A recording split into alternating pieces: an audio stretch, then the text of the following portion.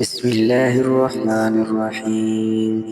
لم يكن الذين كفروا من أهل الكتاب والمشركين منفكين حتى تأتيهم البينة، رسول من الله يتلو صحفا مطهرة فيها كتب قيمة.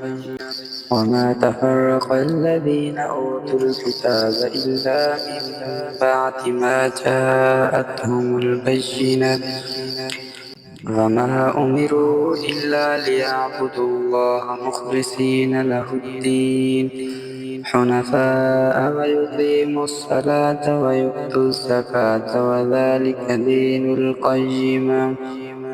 إن الذين كفروا من أهل الكتاب والمشركين في نار جهنم خالدين فيها أولئك هم شر البرية.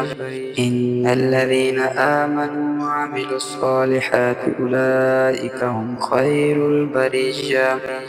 جزاؤهم عند ربهم جنات عدن تجري من تحتها الأنهار خالدين فيها أبدا، رضي الله عنهم ورضوا عنه، ذلك لمن خشي ربه.